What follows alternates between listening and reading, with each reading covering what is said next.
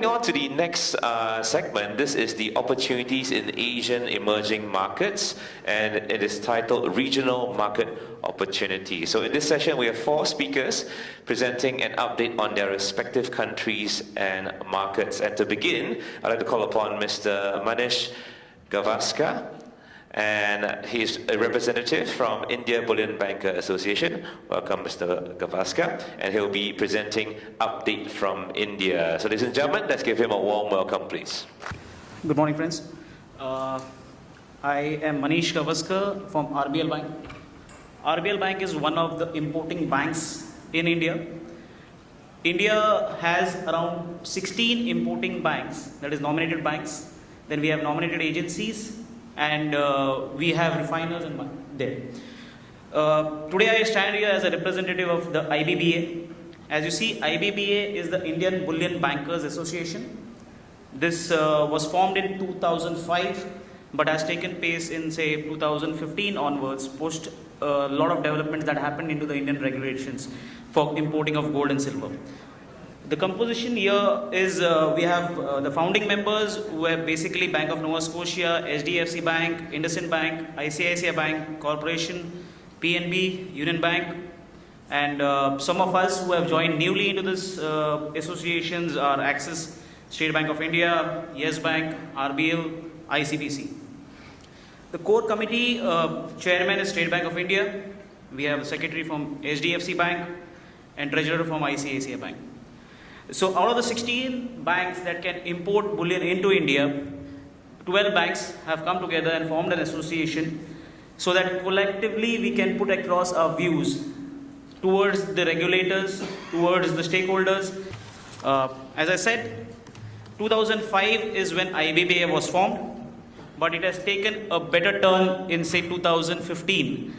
Post a lot of regulatory changes which happened in 2013. 2013 was a year where we saw a major regulatory changes because of the CAD and deficit that took place into the Indian imports. 2013 to 2018 has been a year where every year we have seen some changes happening into the Indian markets, regulatory changes, as well as we saw import license being moved out, 80-20 coming into picture, a lot of things which came over the 5 years, and we have evolved over these 5 years.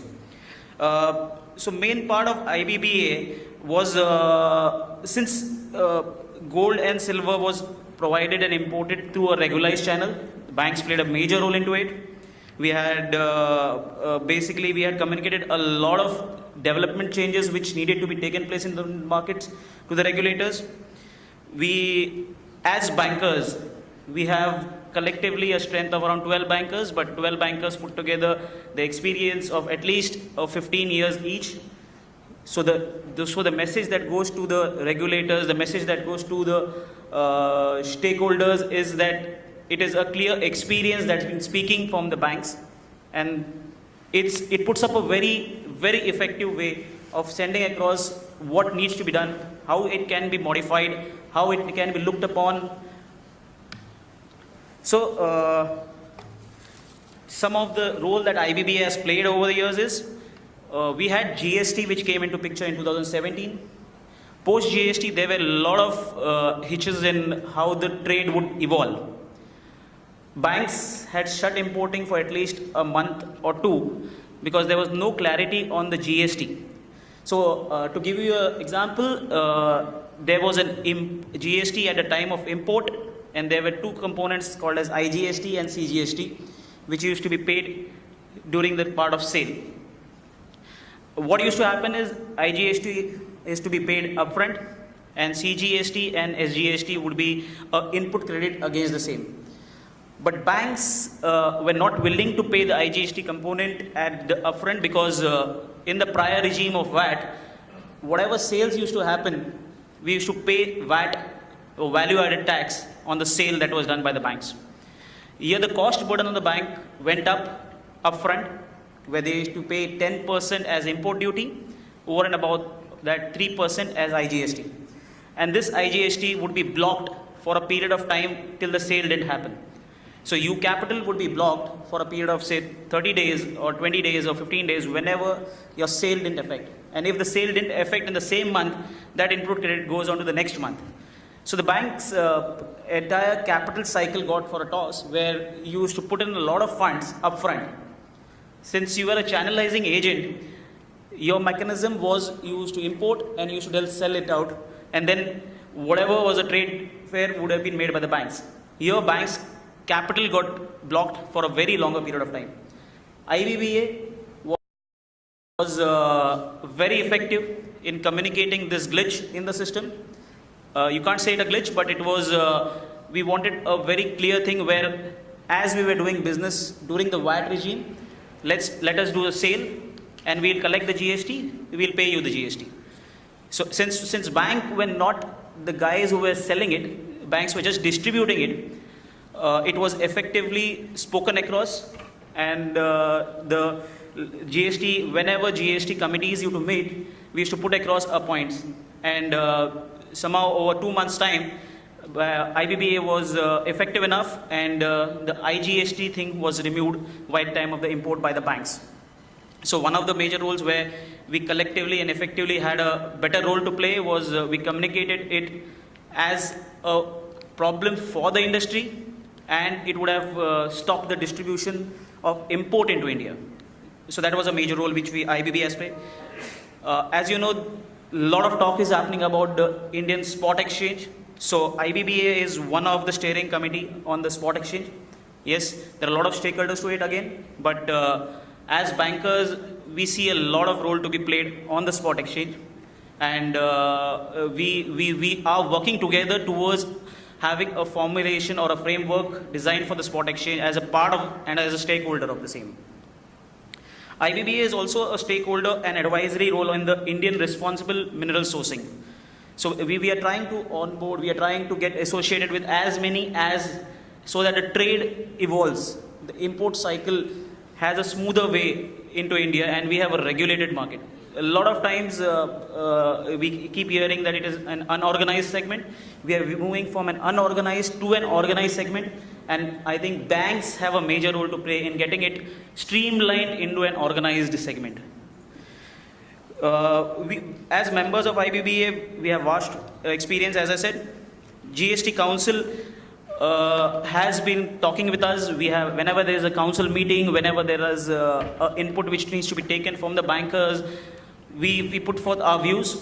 Our views are communicated to the regulators, to the ministry level, to the bureaucrats, that it needs to be streamlined in a particular fashion, and that's how it happens. What's happening in the Indian markets? We hear a lot of things where we say that gold has been in discount in India for a longer time now. It keeps happening. The cycle in India is changing. The demand and supply mechanism has also changed. Earlier, it used to be cyclical, where we knew it was seasonal demand. We used to have demand in, say, October, November, December, year of the months. We used to have lean season during June, July, the monsoons. We used to have a good pickup during Jan, Feb, March, where marriage season actually kicks in. That was a cycle which used to be followed. Now, it's price sensitive. Every time India sees a price movement upward, the demand slows down. Any price in INR terms which goes higher of a particular level, the demand ceases to exist. The investor, the guy who is investing money into gold, sees their value at a particular price point. There are a lot of refineries which have cropped up, a lot of doré imports which are happening. And the main reason why we see a discount in the market is the imports for doré are at a lesser price, that is around 9.35, whereas the bars which are LBMA approved, import by bank, are at 10%. This differential is an arbitrage where you get refining, or if you refine those bars and sell down in the market, you still have a 0.5 or 0.4% of an arbitrage, and that is why Indian markets have been in discount for some time now. We have, as I said, a rising of GST. You had a 3% GST plus a 10% import duty. The parallel channel that works gets 13% of arbitrage straight off. So you've seen a lot of cases of smuggling happening into India. A lot of seizures have happened. But I think a 13% is a good enough arbitrage or an incentive for a guy to get gold through a parallel channel. That is what keeping Indian gold into discounts. So we as banks are finding it difficult to catch up with the discount part of it. But yes, as we said, it's a cyclical thing. As the demand crops up during the high demand season, banks have a role to play. We get premium bars. So we are expecting that there should be some regulation on this as well. We cannot have a differential import duty for Dore. We cannot have a differential import duty for imported bars, gold premium bars. Our thoughts are put across, and we don't want to see a discount because of the disparity between imports. If there is a genuine discount, which we feel that this is because of the demand-supply mismatch, yes, that really works out.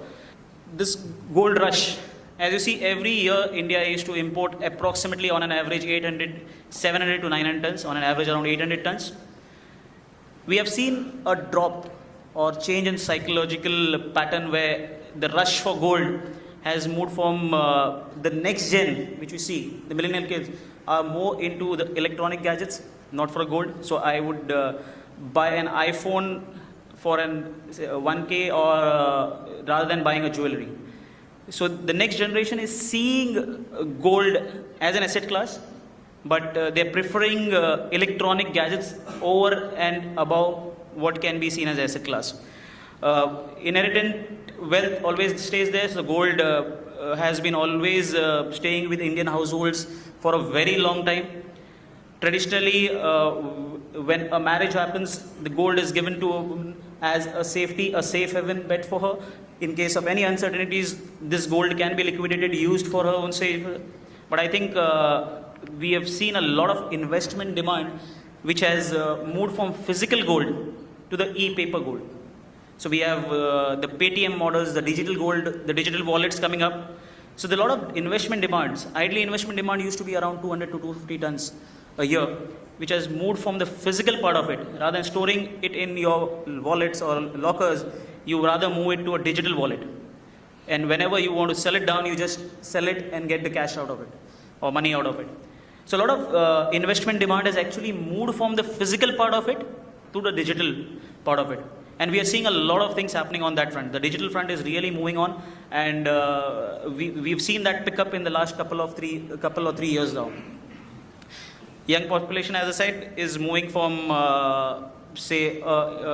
gold to asset class, which is maybe a real estate, maybe other asset classes which they feel is the need of the hour. Again, also there is a niche segment for jewelry which can be tapped by the jewelers. You have ancient jewelry which can be sold and marketed differently, which you feel that you need to market things differently now. It's a world where people hear and listen to you. You just need to differentiate your product from the regular products. So there is a need for differentiation of jewelries which are antique. If you can differentiate and sell it as antique, I think the demand still picks up. You'll still have a buyer for those particular segment. We need the jewelers to evolve over the years. You need to have a good marketing strategy. You need to have a good selling point where when the walk-in customer sees something different on the store. As we see, marketing plays a very important role. The entire unorganized segment, the organized segment has moved to that. We see hoardings, we see banners, we see newspaper prints on different kind of new articles, jewelries coming up. But the unorganized segment, I think, still hasn't moved to the phase where they can really market the product which they are selling. And I think if that can be done, gold and jewelry can again see its boom coming back into. The other major thing which is coming up is the gold spot exchange. A lot of work has been happening at the back end on the gold spot exchange. Things are moving faster. Things are moving in the right phase. Yes, I can say that because, again, IBBA as the member and the steering committee part of it, we are working together towards that. We are wanting it to evolve as early as possible. We are wanting it to be streamlined as thinner as possible. All stakeholders to be involved. A framework to be defined which is a level playing field for all. And what we see is we'll see a lot of transparency, uniformity. It eliminates the counterparty risk. It eliminates the quality issues. Transparency, you have one channel through which the exchanges will work. You'll have gold coming and routed through one channel, like the Shanghai Gold Exchange, or we are evolving on the similar lines where we have an exchange where imports happen through that particular channel, and everybody is open to have a view or a price available at exchange which is viewable, which is deliverable. And it's a nice thing where you have an India price or a standard price evolved. Right now we have different states, different prices, different markups. The price is not a variable component which can be seen readily, or there is no standard price as such. So we'll always have a standard price which will come across as an uniform price which will be there available on the screen, which is available to the retail guys as well, and it can go to the smallest denomination possible. So the exchange, if at all works in the right scenario and we want it to, it will be a major change in the Indian import format of gold coming into India. So again, banks, we would like to banks to play a major role as in China as well, where the banks have an import license or a quota where banks import the gold and supply it on the exchange.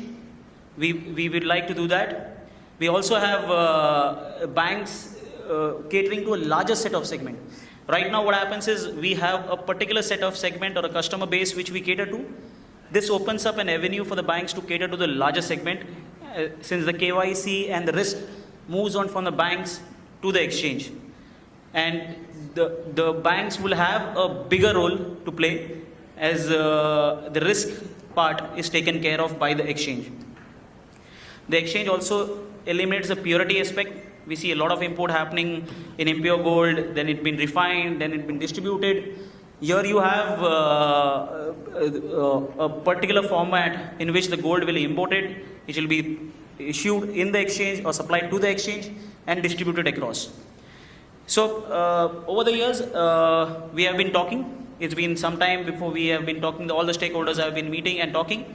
And this particular exchange, this particular new exchange has really evolved itself in a bigger way. And we see it coming, say, in a year's time, where the frameworks are drawn, where everybody understands what is to be done, and maybe we'll have it done in some time now. Thank you. Thank you, friends. Thank you very much. And that was Mr. Manish Gavaskar from the India Bullion Banker Association sharing with us the update from India. And now we move on to the country of Myanmar, and I'd like to call upon Mr. Marcus Loke, Senior Consultant, Myanmar Gold Development Public Co. Limited, to share with us updates on the Myanmar market. Let's give Mr. Loke a warm welcome, please. Good morning, ladies and gentlemen. I'd like to thank APPMC and our distinguished guests for this opportunity to actually present opportunities in Myanmar. Just a little introduction about myself. I've been in Myanmar for 18 years. I'm currently the advisor and consultant to Mr. Kim Han, who is the president of Myanmar Federation of Mining Associations and also the Myanmar Gold Development Public Company. Okay, so I think everyone is aware that for the past 2 years, there has been new changes in the government in Myanmar. So currently, business is entering into an era of being very exciting and also having a lot of opportunities for local as well as international investors. Gold-specific policies and other major policies are also being implemented or have been implemented to assist to spearhead the development of the gold sector. This presentation basically is a result of all these positive effects or causes that has arisen from the effects, and will further create awareness of what you can actually achieve in Myanmar if you're interested into entering the country. Okay, just to recap yesterday's presentation by Mr. Kim Han, the first update basically is for your daily spot and deferred deliverables. Some people have asked me the question, what do you mean by deferred? It's some form of futures, but it's physical deliverable. The total we're looking at in Myanmar from a daily basis is plus spot gold is about 66 to 88 million. These are mostly unsecured. That means they will go to a small little room somewhere. They say, okay, look, you deliver to me this amount of gold for this price at a certain date. Same goes for spot gold. I think Mr. Albert Cheng and Martin have seen the so-called current exchange in Myanmar, which is basically a room filled with people using handphones and calling each other. Of course, this equates to not production of gold. This is not production of gold. It's just transaction of gold to about 360 to 480 tons in 1 year. Update number 2 is basically our gold jewelry scene in Myanmar. When I talk about gold jewelry, I mean just gold jewelry by itself. No gemstone, no other things, just gold. So for the past year in 2017, the government started to collect commercial tax from April to end of December. So they collected a total of 11.7 million US dollar in tax based on 1% commercial tax. So if you reverse calculate it, it's about US 1.17 billion. If you make it into 12 months, it's about 2 billion. So only, like I mentioned before, only gold jewelry is part of this calculation. It does not include those that they traded as a bar form on the trading floor or the brokerage houses. Neither does it include gold collected from the mines or from recycled. The next update number 3 is the gold movement. Just as Mr. Manish Gavaskar has mentioned about smuggling of gold into India, actually gold movement, I would have included the smuggling percentage there, but unfortunately I do not know how many percent it is. So basically, all I can give you is what we know so far. 5% of it basically is for medical and miscellaneous item. 65% of it is basically jewelry and other forms. 10% is for religious, because in Myanmar, they like to donate gold to the pagoda in gold leaf forms or gold plate forms. And then of course 20% is people like to keep the gold in either in their pillow or in their cupboards or under their bed or whatever. They have no trust in the local currency. And it has been going on today, and it's going to go on for quite a while more. We still have not reached the more affluent society whereby people believe in keeping their savings in the bank. So hence, I do see another 5 to 10 years before the younger generation actually move into what the previous speaker spoke about, electronics and everything like that. They still buy jewelry and they keep it. Whereas for gold feet, 1% of it, actually it's not even 1%, it's less than that. In Myanmar, there are thousands of pagodas, and all these pagodas are actually covered with gold. So every time the monsoon season is over, they will go to the drain and they recover all the gold that has been corroded off during the rainy season. And this is actually sent back into the recycling center to actually recycle. Actually, you'll be quite surprised. The Sri Dagong Pagoda, the biggest pagoda in the world, right, has close to 20 to 40 kilos of gold in the drain every monsoon season. So imagine, I mean, of course, the other pagodas are much smaller, they won't have that amount, but it does add up to quite a considerable, but definitely not above 1%. 64% of it, will be coming from people who sell their jewelry. During every month is a full moon. They sell their jewelry, they get cash, and they go to the pagoda for offerings or even for donations. Whereas 35% currently is coming from our gold mines. Another significant update that was not shown yesterday, this is more of interest to people who are connected to the mining industry. Basically, there was a report back in 2012 or 13 released by the Southeast Asia Globe, whereby the Myanmar government reported that in the ground, there are basically 1.306 billion tons of untapped gold ore. These reports were generated by Canadian-based Prospectors and Developers Association, the USGS, the Geological Society of India, even China Geological Survey as well, and other countries like Finland, and even Australia.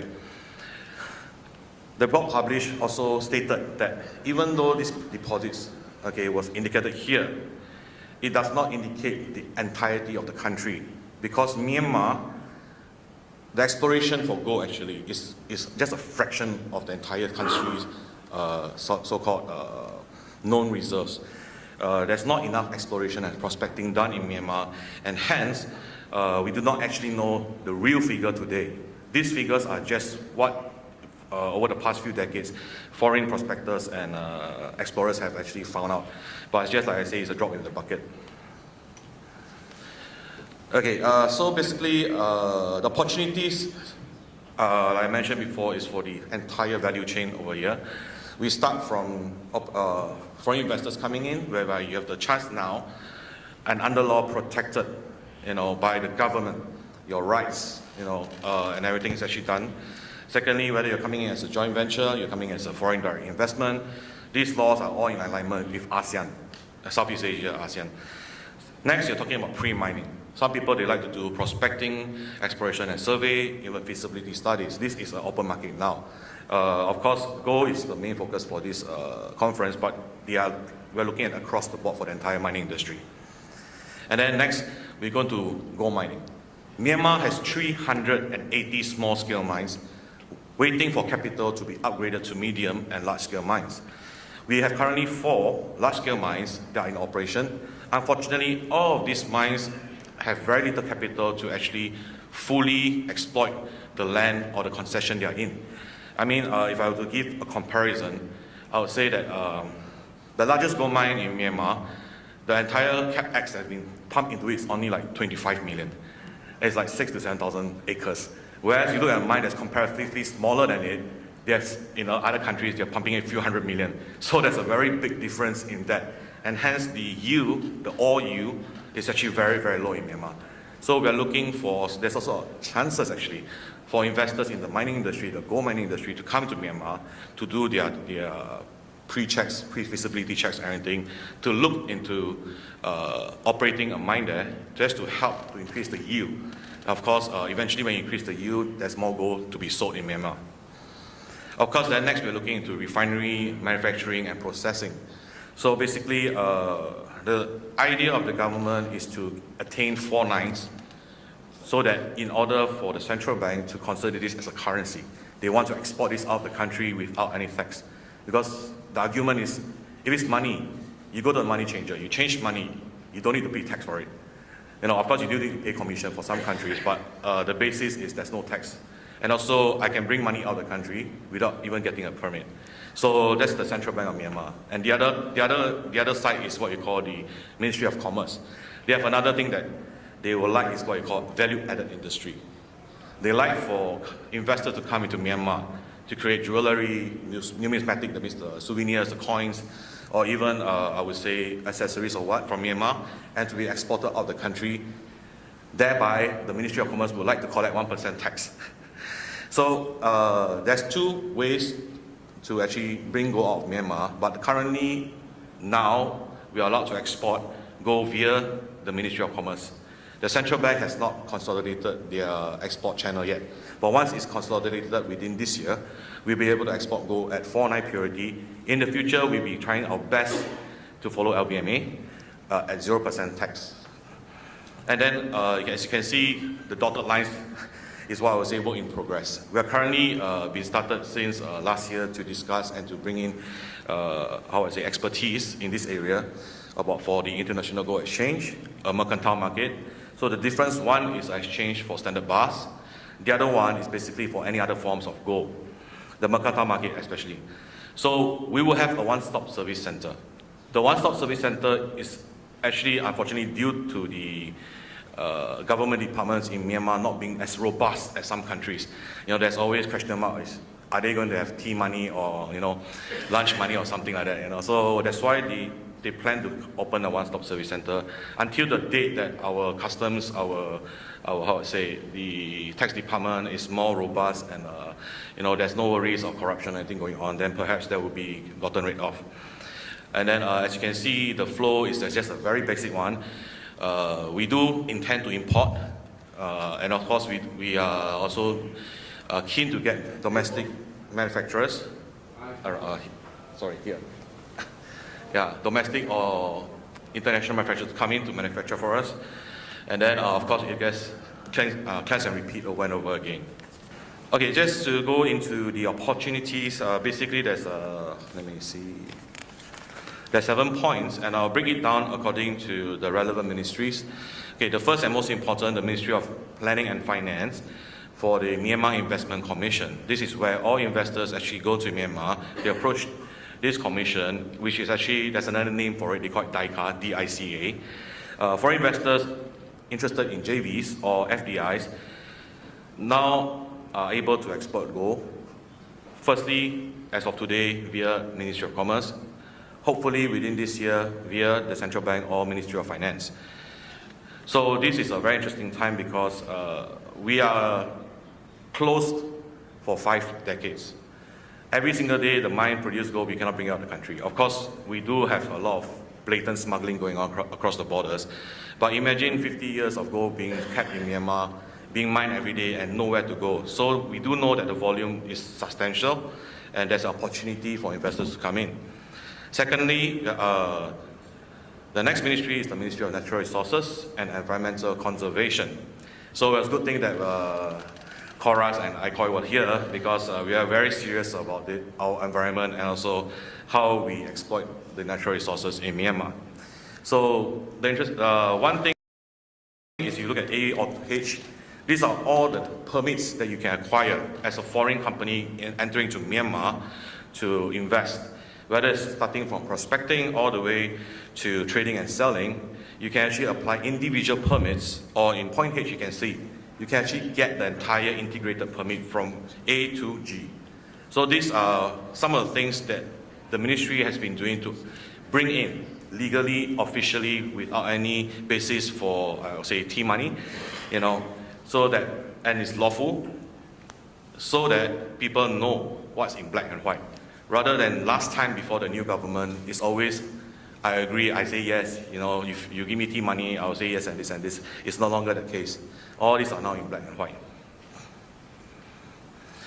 So the next we're talking about opportunities, part 2, whereby the Ministry of Commerce is also encouraging large-scale retail and wholesale, jewelers, gold companies, anything, to enter into Myanmar for foreign JV or FDI.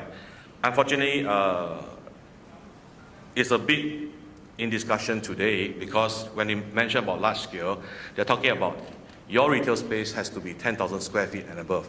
It's a bit ridiculous, but they're trying to see if they can actually change this policy, not only for large scale or I would say high-end retail or wholesale, also to bring in whether, to come down whether SMEs can get involved as well. And the next, export of non-pure gold, which is less than 24K, in any purity or form under 1% tax. But I would say, just to reiterate, their meaning of gold is actually refined. So doré currently is under discussion if there should be a quota or should we even export doré.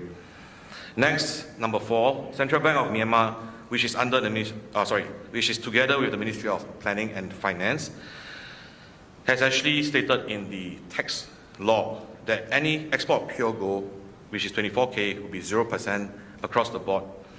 And then, point 5, the gold value added industry, like I mentioned earlier, is open for investment, participation, or partnership.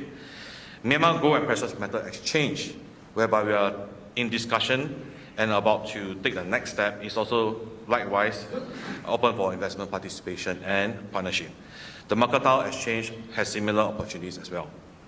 So in summary, there are many other ways besides those shown in this presentation, for Myanmar's new climate in regarding to the gold sector. But 10 to 15 minutes is not enough time for me to actually go through every single detail here. So hopefully, this is the next point. Okay, I welcome you to come to Myanmar. But if you can't, so you can actually make an appointment with me here in this conference. And if I'm available, I would definitely like to sit down with you and discuss more in details. So thank you very much. Thank you very much, Mr. Marcus Loke, Senior Consultant, Myanmar Gold Development Public Co. Limited, for the update on Myanmar market. Now we move on to Vietnam. I'd like to call upon our next speaker, Mr. Du Minh Phu, Chairman, Doji Group, Vietnam, to provide an update on the Vietnam market. So ladies and gentlemen, let's welcome them. Good morning, ladies and gentlemen. Warm greeting and from Vietnam. I'm Phu, the chairman of the Doji Gold and Gem Group, one of the leading company in jewelry and gemstone, and also is the vice chairman of the Vietnam Gold Trader Association. I would like to bring you information about the opportunity and potential of the Vietnamese gold jewelry industry. My presentation have the 4 parts. The content, the development of the Vietnam jewelry industry in over time, and secondly, potential of the jewelry market, and challenge and limitation of the jewelry markets, and the last one, opportunity for the jewelry market and foreign investor. I want to go to development of the Vietnam jewelry industry over time.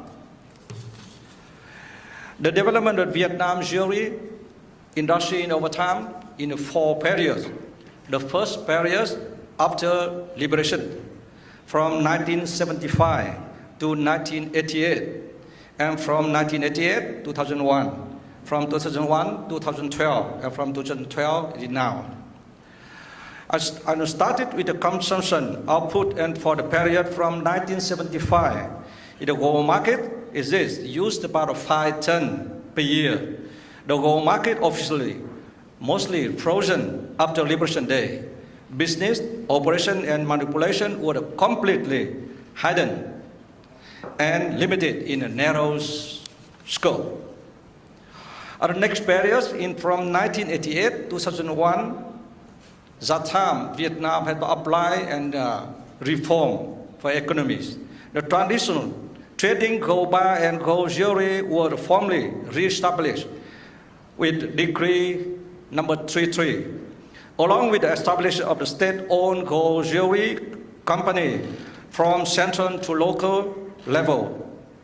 That time, there are a few companies from the state-owned company, either Vietgold, ZHANG, PNJ. They allowed to import gold bar, gold raw material for production and trading on a large scale. Private business were still small businesses. In the next period, consumption output about 15 tons per year.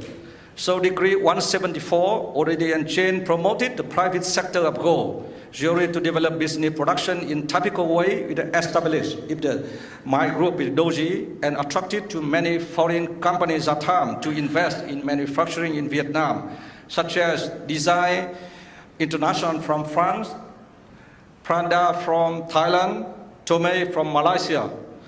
Many jewelry shops were opened nationwide, such as from Doji, PNG, ZHANG. The consumption were improved. Quality and gold content were guaranteed by the government. And the period from 2012 and now 2018, the consumption output is more, it is about 20 tons per year. With the Decree 24, the main policy from government has brought stability to the gold market and create the favorable condition for large enterprises such as ZHANG, Doji, and PNJ, and to develop production facility and business network on a national scale. And this slide, you can see, gold jewelry consumption through stages. Because you have the 4 stages, you can see from the first one, from 1975, only 5 tons, increasing about 10 tons, double. Then the 15 tons is now about a 20 tons, consumption. About the potential of the market in Vietnam. Firstly, I want to talking about population and population structure in Vietnam. Vietnam, we have about 96 million of population. And the age, you can see that the proportion from 25% below 15 years old, and 69% from 15 to 64 years old, and 6% in about 64 years old. So in Vietnam have a golden population structure. I think that is very big condition and good condition and for the economic development. Is this slide showing you about potential of the market for GDP and average income of Vietnam from 2010 to 2017.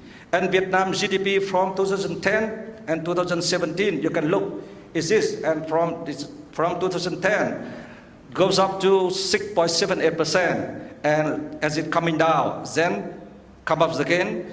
And last year, 2017, is a hit to 6.8%. It's the highest among and for 7 years. So high and stable GDP growth rate from 2010 to 2017, about 6.1% on average. I think it's more the highest is in the region. And growth in continue to hit 7% in 2025, in according to the forecasting and from analysts. In the period from 2010 and 2017, Vietnam average income is increases. Vietnam per capita income has grown steadily over the year from 1,273 up to 2,385, nearly double from 2010 2017. Now we're discussing about the potential of the market for the taste and psychology of the consumption for gold and jewelry. Total population of nearly about 100 million in the state. So the golden population structure is at a very strong point, and the middle class rising fast. People still carry the traditional and psychology and gold hoarding preferences. However, there has been a shift in the habit buying the gold they want to keep, and for storage, now they want to buy the gold jewelry with the three purposes. It is the jewelry, investment, and storage. Demand for gold in Vietnam, with 70% of population is from 15 to 64, of which 51% are female. So that is generate abundant shopping. They like to go shopping and they like to buy the gold and the jewelry as well. According to the calculation from the World Gold Council, the value of the gold per capita in Vietnam in 2015 is $6.2, equivalent to 60% of the Malaysia consumption and 7% of Singapore, still low. In addition, the consumption of gold jewelry in Vietnam compared to total gold consumption is only 25%, with the rate in the other country in comparison in the region is over 50%. It is still have plenty of places to grow in the future for jewelry. Estimated gold jewelry consumption is expected increasing to an average about 40 tons per year by 2025. Yeah, we are discussing about the challenges and limitations of the market. The challenges for the jewelry production activity in Vietnam, mainly the small scale. So it's difficult to make a breakthrough in product development. And the fourth technology revolution is taking place strongly in many fields, but due to some facts of the gold industry in Vietnam, small handicraft production basis, most small enterprises and not having access to model, synchronous technology, and to create low-level productivity and uneven jewelry quality. And the gold jewelry export, you can see this fly. It export from 2010 to 2017. So 2010, Vietnam exported and gold jewelry at 61 tons. So 2011, 30 tons. Then zero, and for the year next is 2012 and 2013, and comes up to the 2014 with 700 kilo, about 0.7 ton, and again, and it goes up to 8 ton, 2016, it is now, last year, about 0.8 ton. You will see, and the reason why, and Vietnam, and some years before, we can get exported a lot, because at that time, the gold price in Vietnam is much cheaper in the world, international market. That's why, and a lot of the gold exported, including the pure gold and also the jewelry. That's why we can high this in 2010. In the last 2 years, in 2016, so we exported about 8 tons. Yeah. How about opportunity of the market and foreign investor? You see TPP, we now change the CPTPP, but however, still a lot of opportunity and a market for foreign investor. The opportunity to the market, the constructive government, I want to use, and the definition and the meaning like a tectonic government. It has been created favorable condition and timely solution to many difficulties for operation and development enterprises. And Decree 24, in Vietnam, the government, and issue the decree very important for management of the gold and the jewelry markets. Decree 24 is being revised and to create more favorable conditions for businesses and promote development of the gold market in the near future. The State Bank of Vietnam is considering allowing gold companies to import raw material to manufacture jewelry, and unnecessary license should be cut down. And before and until now, and the government did not allow and to import raw material, the gold raw material. That's why still the problem for the company to use the gold in the local. That's why in the government and State Bank of Vietnam is considering allowing the gold company can import the raw material to manufacture jewelry. It is very important for the market.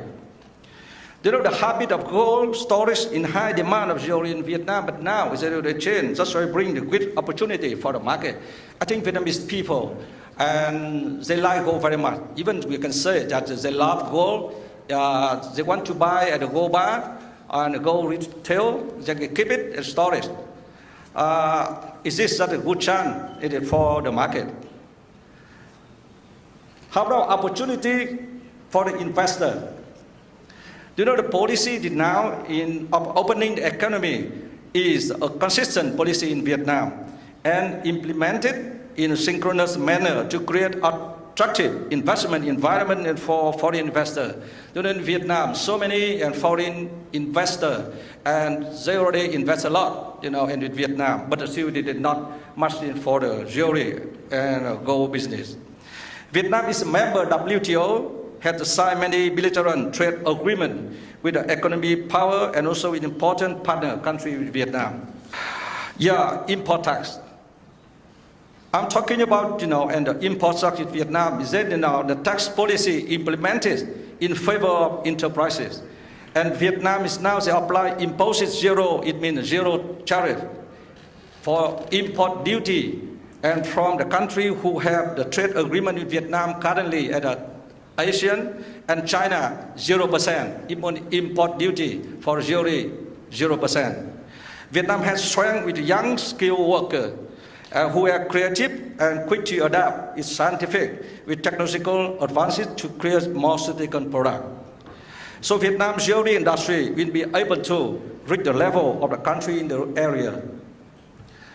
And so now in the fourth technology revolution is a trend that gold company cannot stand outside. So to avoid falling behind and to technology, Vietnam has nearly about 10,000 enterprises in working, doing business in gold and jewelry.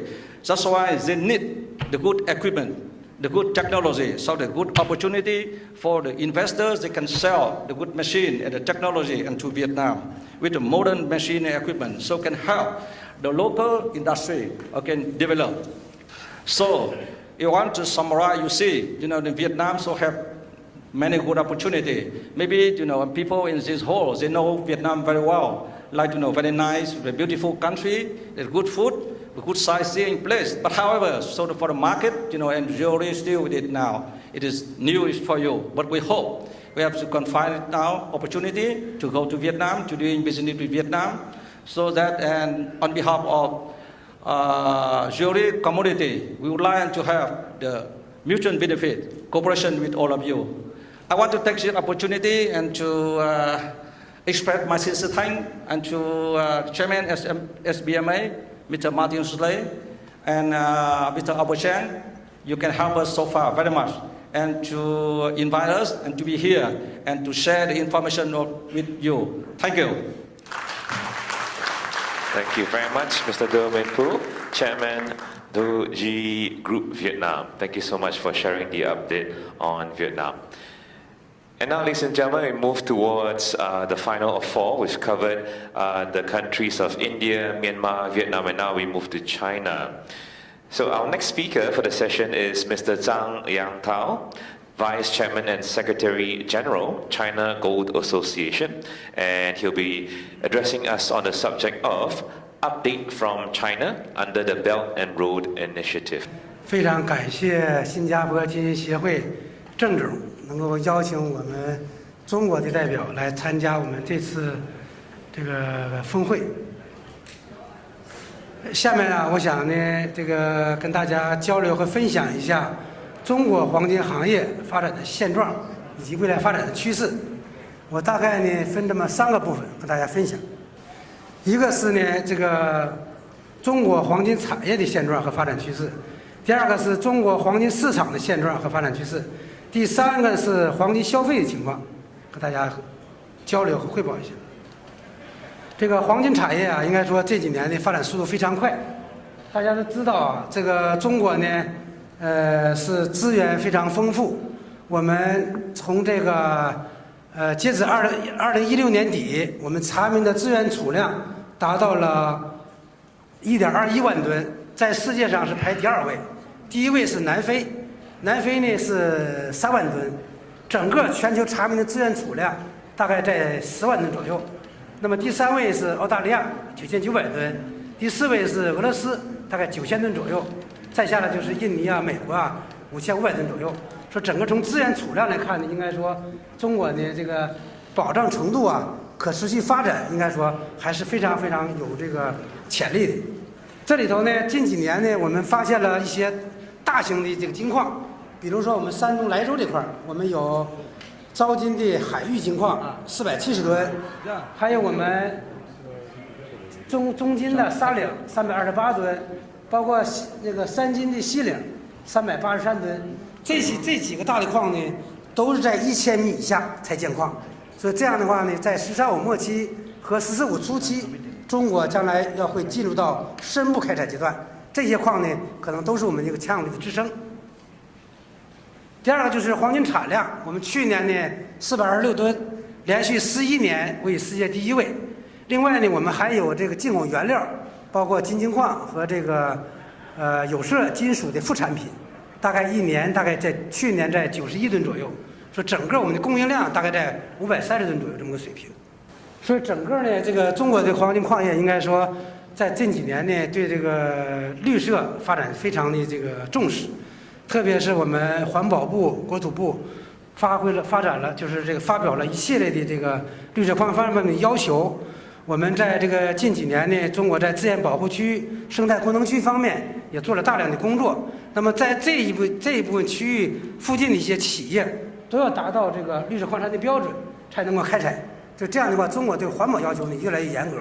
另外呢，在“一带一路”上，这个中国呢应该说也走在前边，特别是我们在矿业上先行。我们的这个紫金、中金、山金都在我们“一带一路”的国家都有一些这个金矿开发，特别是在这个吉尔吉斯、塔吉克斯坦，包括这个这一带一路，包括俄罗斯、蒙古等等，我们都有一系列的矿山在那开发，为了响应国家的一带一路的倡议。下面第2部分呢，我给大家汇报一下，就是我们中国的黄金市场。中国的黄金市场呢，大家可能这个也比较了解，但是呢，中国的黄金市场呢，还是一个非常完整的一个产业链。为什么这么说呢？因为中国既有现货，以上海黄金交易所为主的这个以现货为主的这个上海黄金交易所，另外呢，中国还有期货，以上海期货交易所为主的期货市场，另外中国还有一个商业银行为主的场外交易 OTC， 这3个部分组成。从我们中国这个市场来看呢，应该说从全球来比较来讲，我们现在是第3大这个黄金市场。那么大家都知道啊，这个全球黄金交易的总量大概在50万吨左右。那么纽约金呢，应该说纽约交易所呢大概25.6万吨，伦敦的场外交易这个是16万吨。那么中国呢，这3个市场加起来是5.47万吨，是整个呢是我们在第3位。但是我们未来的发展呢，我们希望呢中国的市场呢能有大的发展。我们在16年呢曾经是6.5万吨。因为去年呢，由于这个我们有色金属和这个螺纹钢这些饰品的这个价格波动比较大，所以很多资金呢流向了这个特别在期货上流向了这个我们这些这个品种，所以我们整个交易量呢下降了大概将近1万吨左右。总体来讲呢，中国的市场还是非常丰富的。这是我们几个大的市场的变化。第一个是我们从2002年开始建立了上海黄金交易所。我们以前呢，大家都知道，2002年以前，中国呢是叫统购统配，是中国人民银行直接管理，我们的产品要交给中国人民银行，我们配售也是中国人民银行给配售。说整个02年以前呢，应该说中国的市场没有开放，02年以后开始逐步的进行开放。2005年。银监会批准了允许商业银行开办个人实物金黄金。2008年，就是上海黄金期货所上了黄金期货。2013年，黄金的 ETF 上市，整个这是一个大的一个变化。2013年，我们拥有黄金进出口资格的银行12家。2015年，这个紫金矿业获准批准了从事黄金进口业务，这个主要是矿业上，就是我们这个中国的黄金企业走出去的步伐很快。我们在国外建了一些矿山，那么中国的政府呢允许他们在国外矿山生产的黄金能够寄回到国内来销售，这是一个大的变化。第二个就是刚才我讲了，就是我们这个中国这个平台呢，实际上是以现货、期货和场外交易 OTC 组成的3个平台。那么上海黄金交易所啊，应该说呢，在这个3个平台当中呢，发挥了重要的作用。比如说，我们17年上海黄金交易所的交易量单边算2.7万吨，期货交易所的交易量单边算1.9万吨，商业银行场外交易的交易量8000多吨，加起来5.17万吨，整个这个市场就这么个大市场。那么中国这个应该说的话语权呢，特别在这个黄金话语权上，应该在逐渐的增加，逐渐的增强。特别是我们16年、15年，我们这2年呢，我们的中国银行、中国建设银行、中国工商银行、中国交通银行，先后成为了伦敦金的定盘商。这个来讲，在这个我们中国的商业银行有直接的话语权来参与伦敦的这个交易定盘商，这个对我们的中国的影响力还是很大的。另外呢，这几年呢，这个我们上海金，我们在这个16年4月19号，我们推出了上海金以人民币标价，这个应该说在全球上也是引起了很大的反响。特别是我们在17年的4月份，我们跟迪拜建立了联系，跟迪拜市场以上海金标价的这个黄金在迪拜也上市了。另外呢，我们这个整个这个上海黄金交易所呢，在“一带一路”一些国家，包括一些匈牙利啊，还有一些其他的国家，都进行了洽谈，将来是不是可以考虑利用上海金这个标价，能够在这些“一带一路”的国家能够发挥一些更大的作用。因为很多的“一带一路”的小的国家呢，它没有这个能力来办这个黄金市场，所以这样呢，我们也想通过这个中国这个市场这个能力来影响到“一带一路”的国家，这是一个。第3部分呢，想跟大家介绍一下，就是黄金市场的消费。这个中国黄金市场消费啊，应该说这几年呢还是非常强劲。我们呢，这个去年的消费量达到了1089吨，这个连续5年位于世界第1位。这个比这个印度大概在800-900吨的水平。说整个我们这里的消费呢，组成呢大概是这样：一个是首饰这块儿，我们大概是接近700吨；金条这块儿300吨；工艺应用金和其他大概是在这个80-90吨。说整个的我们的消费量呢，在这个1089吨，这个消费量应该说还是很大的。那么全球的消费量呢，去年我们是3911吨。这个首饰2143吨，工业需求333吨，分别增长了7%和3%。那么，中国的黄金首饰这块消费这块呢，应该说这几年也发生一些的变化。一个是2003年我们取消了经营金银制品的许可证制度，这个实际上我们在这个2002年以前呢，中国的市场呢，就是不管你是首饰加工还是批发零售，都要有许可证。都要中国人民银行批准之后才能够经营。那么在2013年，整个就放开了，我们的加工、我们的零售全部放开了，没有许可证了，就是任何企业都可以做这个业务。2013年，我们是首次超过印度，成为第1消费大国。2014年，国务院决定取消个人携带黄金及黄金制品50克以下的进出口境的审批，这就是允许大进一步的放开。2017年，我们是达到了1089吨，这是几个大的事件。那么，中国的黄金珠宝企业应该说，特别是在加工量上，我们是位于全球加工量第一加工大国。特别一些欧美的一些国家的一些首饰加工，有一部分很大一部分都是我们中国来加工。特别是我们番禺啊、花都一带，基本上都做来料加工这个业务。另外呢，就是我们来这个参加会议之前呢，5月31号，2017年5月31号，这个国务院税则委刚刚发布了一个好的消息，我们对一些黄金、珠宝首饰制品的一些进口关税进行了大幅的调整。这个大致调整是这样，大概就是我大概算了一下，大概是黄金首饰和黄金镶嵌产品，这个最低的综合税率降低了35%，最高的降低了51%。说这个幅度呢降低呢，应该说对这个我们其他国家这个首饰制作这个加工商或者说零售商应该是个好的消息。这个以前呢，我们进口这个黄金饰品这块，黄金珠宝饰品这块难度非常大。虽然有一些，如果从正规渠道来的话，应该说税负还是非常高。那么这一次调整之后，那么我可能更加希望我们这些在座的一些其他国家的一些黄金首饰制品能够进入到中国去消费，进入到中国去来销售。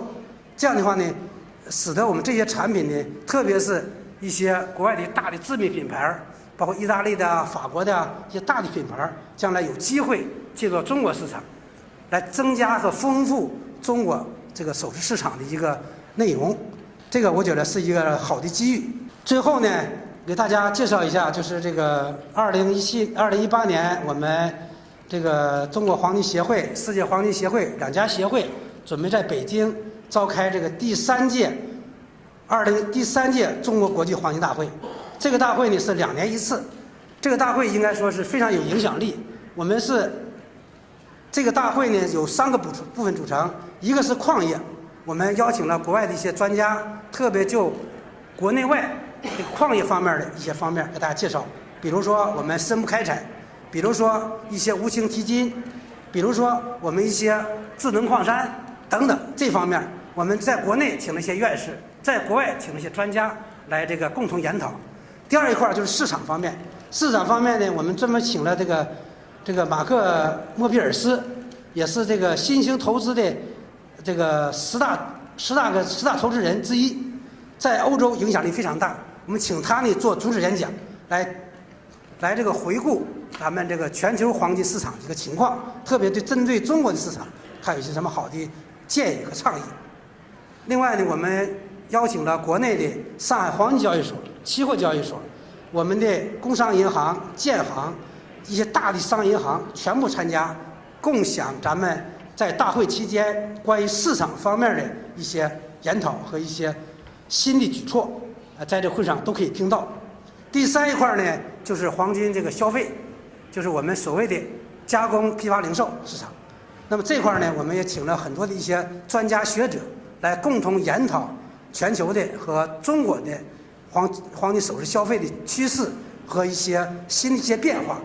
这样的话，我们通过我们大概大小论坛吧，我们是3天大小论坛20余个，在这3天能够全方位的展示中国这个一些市场的变化和全球对中国这个影响变化。这样的话呢，我们非常的欢迎啊，大家呢有机会能够参加我们2018中国国际黄金大会。我代表组委会呢欢迎大家。最后呢，非常再一次的感谢在座的各位能够这么认真的这个倾听我这么很短暂的一个发言，谢谢大家。谢谢，我们现在要拍一张合照。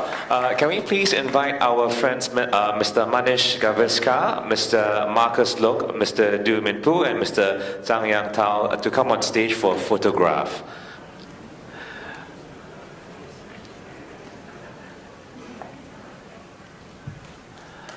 Thank you very much, gentlemen, for spending the time.